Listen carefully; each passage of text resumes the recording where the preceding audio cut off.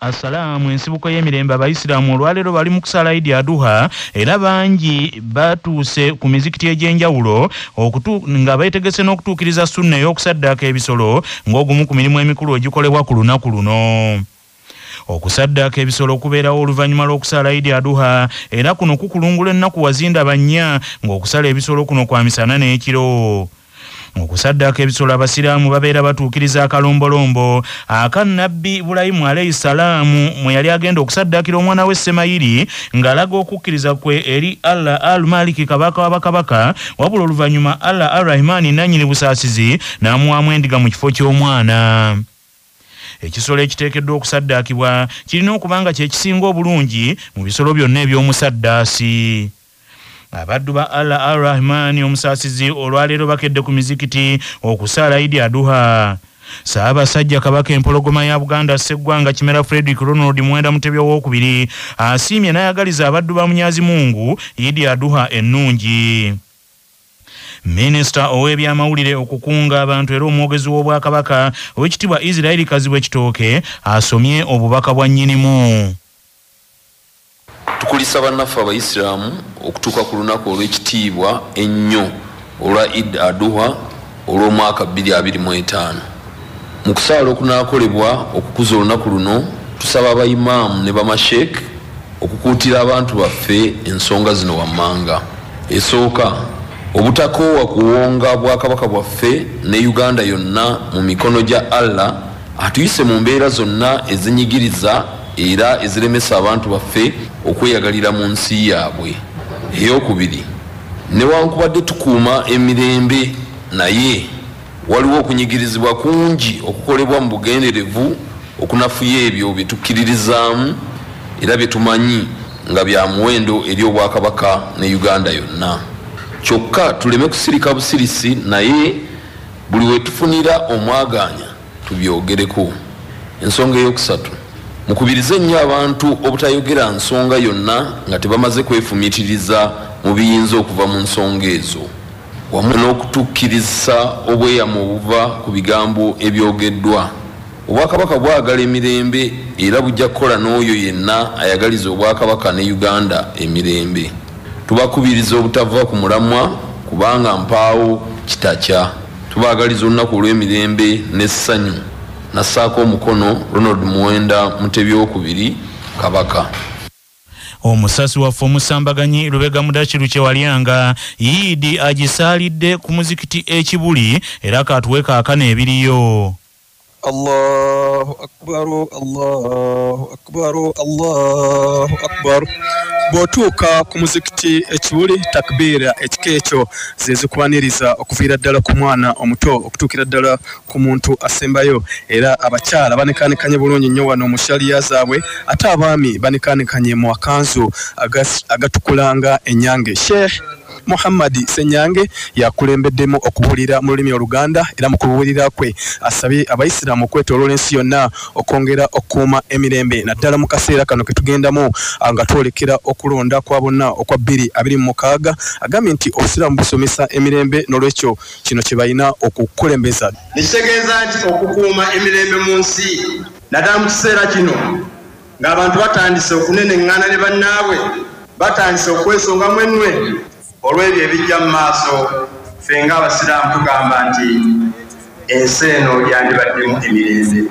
Dr. Muhammad Kigundu era nga ye mwogezi wa Kasozi Kibuli wano yabuulidde mu lulimi Olungereza era ono okubuulira kwe akwesigamiza nnyo ku bazadde okwogerezeganya n'abaana baabwe kubanga agambye nti Nabbi Ibrahim jjajja w'abakkiriza singa yali tayogerezeganya na mutabani we Ismail gwe yali agenda okusala oba oliawo akalombolombo tetugoberera na kaakano ak'okusala ebisolo oba oliawo tekandi tuukiridde naye olw'okukkiriza kwe yalina nakkiriza Allahu subhanahu wa ta'ala kye yali amugambye ekyokusala omwana we n'amuwaamu endiga n'olwekyo agambye nti abazadde balina okwogerezeganya n'abaana baabwe mu mbeera yonna. So Ugandans, we need to create a route that is to develop peace, to listen to one another so that we can move ahead. Supreme Mufti wa Uganda Sheikh Muhammad Shaban Galabuzi yagenda okulemberamu okusala Salatul Eid era nga omumyoka wa Katikkiro asooka Dr. Twaha Kawase yeyetise obubaka bw'empalawa yagenda okubanga abusoma wano mu kaseera katono okuva kati eswala ya Salatul Eid Adha egenda kubanga eyimirirawo era nga yagenda okugikulemberamu. Webale nnyo Lubega Mudashiru Kyewalyanga. Ate ku kitebe ky'obusiraamu e Kampala mukadde abasiraamu basabiddwa bajjumbire enteekateeka ey'okwewandiisa okufuna endagamuntu beewonye okugwa mu nsobi. Omusasi waffe Kato Luwandagga ali ludde eyo.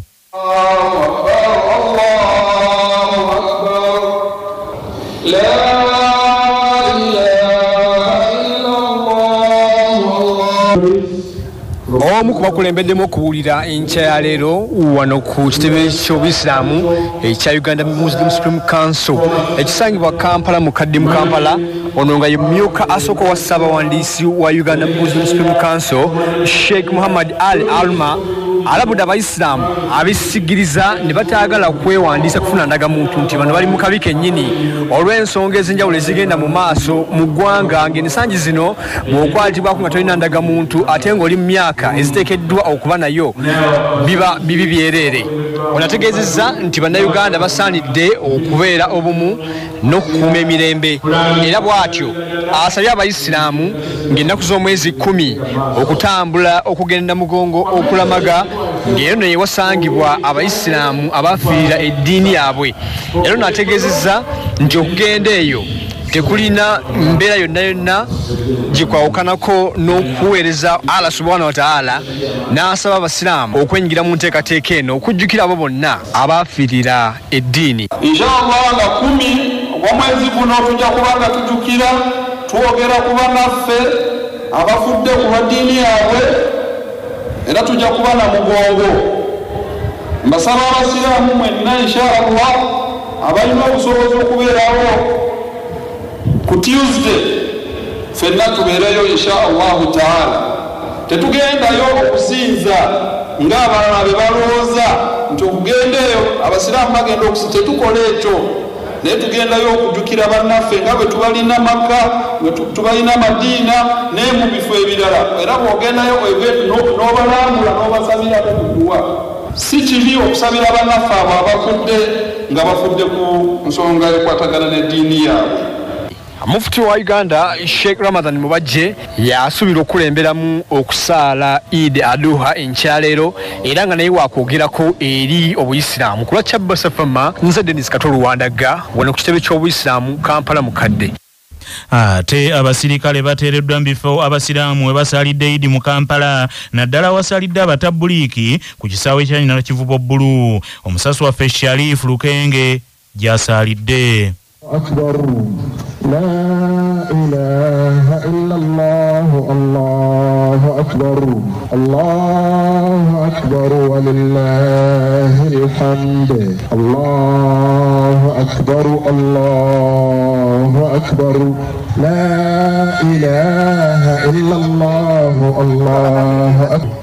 Obutafaananako nga bwe kuzze kuba mu kusaala Swalaati Eid olunaku olwaleero wano ku kisaawe ekya Nakivubo Bbulu awasaalidde abatabuliiki abasaalira ku muzikiti ogw'e Nakasero. Ab'ebyokwerinda balabiddwako mu kitundu kino omuli amagye ne poliisi okutebenkeza emirembe n'abaddu ba Allah subhanahu wa ta'ala okuyita muno mu lunaku luno olwa Eid nga bali mu mirembe. Bw'otuuka ku mulyango oguyingira ku kisaawe kino ekya Nakivubo Bbulu waliwo ab'amagye ne poliisi, ne bw'oyingira munda era waliwo abasirikale ab'amagye ne poliisi abeetooloola ekifo kino okulawuna embeera. Era abamu ku basiraamu bagamba nti kino kyandibanga kizzeewo oluvannyuma lwa bbomu eyatulise ku lunaku lw'abajulizi oba olw'okulamaga e Namugongo sabbiiti eno yennyini. Okusaala wano Swalaati Eid kugenda kukulemberwamu Amir w'omuzikiti ogw'e Nakasero Sheikh Yunus Kamoga, era ng'okusaala kuno kugenda kutandika ku ssaawa 3 ez'okumakya zino ku lwa 48 akatonyeze 8 ey'obujjajja lwasa mayinja. Nze Munabuddu Lukenge Sharif wano ku muzikiti gwa Nakivubo Bbulu mu Kampala. Yo ku muzikiti ewandega y'abamu ku baddu ba Allah bakedde kwekubya serefi nga bwe balindirira okusaala Eid kutandike mu butongole. Muzzukulu wa Nakirembeka Ddungu gy'ali. Eno yemu ku Eid ezikyasinza obukulu mu nzikiriza y'abaddu ba Allah abayisiraamu olw'ensonga nti bajjukirirako obubonero buna ku lunaku nga luno. Ku Eid eno abaddu ba Allah bajjukirako akabonero ak'okukkiriza mu kusaddaaka, okugezesebwa mu nzikiriza, okuyamba n'okugaba, okujaguza n'okusinza, nga bino byonna byetooloolera ku Nabbi Ibrahim eyali agezesebwa okulagira kwa Katonda okusaddaaka omwana we. Newankubadde nga yamuwamu ekisolo, abaddu ba Allah ku lunaku nga luno nabo bakola akabonero ak'okusaddaaka nga bagamba nti okwo okugezesebwa okwo kwali kw'amaanyi ddala, era nga Nabbi Ibrahim kye yakola nabo balina okukikola okumala ennaku 3. Eid eno egenda kujaguzibwa okutandika n'olwaleero olw'enkya okutuukira ddala ku Sande, kyokka nga obubaka obuweerwa nti balina kusaddaaka ebyo ebisolo ebiri mu mbeera ennungi. Sigamba nti osala nkoko oba osala ssekkoko bedda, nte, mbuzi, kiriga byebikirizibwa. Ofuna empeera nzijuvu oba osaze ekisolo, obanga tolina ntengereze gwenyini nanyi ekisolo oba mbuzi, kirungi gwe weegisala wenyini. Obanga otya kikwateko bukwasi, buli kooye konna ak'ekisolo ekyo ofuna empeera mu maaso ga Katonda. Ku muzikiti gwa Wandegeya wano wendi, abaddu ba Allah okusinza kugenda kutandika ku ssaawa 3:30 era nga kusobola okukulemberamu Sheikh Ali Kizza Kasule, imaamu w'omuzikiti guno. Kyokka abamu abakatuuka batandise dda okwekuba ebifaananyi, abamu bali mu kugulira emikwano gyabwe n'abo bwe bazze nabo ebyokunywa nga ice bimbo, abamu bali mu kweyagala, era nga abambadde gomesi, abambadde ijab, abambadde abaya, abambadde ne busuuti endala, bonna bali mu kwetala obutafaananako nga Eid endala. Abaddu ba Allah abamu abatuuka bo nga bayingira mu muzikiti nga bamala okutendereza, ate olwo nga bafuluma basobole okwetaba mu bikujjuko ebiddako ebyokusaddaaka. Eid Mubarak. Jazal Alka, Davis Joel Dungu, Ewandegeya. Ate omubaka wa Uganda e Sudan Ambassador Dr. Yahya Rashid Semuddu avumiridde ekyabateze bbomu n'asaba bannayuganda bayambeko mu kukuuma emirembe. Omusasi waffe Haji Yunus Ntale ono abadde ayogera bino nga ye okutwakunkumula. Mukusala salati Eid Adhuha ku Masjid Siddiqi wano mu Kisenyi, ambasada wa Uganda e Sudan Dr. Yahya Rashid Semuddu asabye bannayuganda bonna okuyambako abakuuma ddembe mu kuyambako okutereeza ebyokwerinda by'eggwanga. Dr. Yahya Rashid Semuddu asoose ovumirira ekikolwa eky'okutega bbomu ekyali emunyonyo gye buvuddeko. Ategeezezza nti buvunaanyizibwa bwa buli muntu okulaba nti ensi ebeeramu emirembe. Ono awadde ekyokulabirako ekyabaali mu lyato ne Nabbi Muhammad sallallahu alaihi wasallama, ng'omu yali agezaako likubamu ekituli asobola okufuna amazzi, kyokka ono n'agaanibwa olw'okwagala okutaasa obulamu bwa buli muntu eyali mu lyato, nga nabwe ekyo kikakata ku buli muntu bw'alaba nga waliwo agezaako okuleeta akatabanguko kw'eri obulamu bw'abalala okumuziyiza. Dr. Semuddu era ategeezezza nti bannayuganda bandibadde bafuna ekyokulabirako eky'amawanga agabadde mu ntalo n'engeri gye gatabanguseemu ne gaddirira mu by'enkulaakulana saako abantu okufiira obwemage, bw'atyo n'abasaba bayambeko okulaba nti Uganda ebeeramu emirembe. Ndi Haji Yunus Ntale ku lwa CBS wano mu Kisenyi ku Masjid Siddiqi. Ate abaddu ba Allah ababadde beetegekera okusala Eid mu kabuga k'emisanvu ekibinge mu Bukomansimbi babunye emiwabo omuliro bwe gukutte ekyuma ky'emmwanyi ekyabeegassi abakibinge Coffee Farmers Cooperative mu ngeri etannategeerekeka. Omusasi waffe Mubaraka Sebuufu Junior ali Bukomansimbi. Allah akbar, Allah akbar, Allah akbar. Olw'okuba nti Eid eno eriko okusala ebisolo eri abasiraamu abeesobola, ate ng'okusala kulina kutandika ng'esswala ya Eid ewedde. Egimu ku mizikiti y'Ebukomansimbi eno gyateeseteese okusala esswala ya Eid nga ssaawa 2 zennyini, ate abalala basadde kuzina essaawa 3. Wabula abayisiraamu b'emisanvu mu kibinge bo bataataaganyiziddwamu olw'omuliro ogukutte ekyuma ky'abeegassi abakibinge Kofi, era bangi ebya Eid basoose ne babiteeka ku bbali basooke bazikirize omuliro bataase emmaali y'abeegassi. Okusinziira ku mwalimu Kato Abdallah Kalule, poliisi, bannamisanvu n'abatambuze bakolaganidde wamu okuzikiza ekyuma era omuliro bagulinnye ku nfeete. Tugeze kizuula ng'esitowa yennyini omubeera ebikuta nga omuntu gye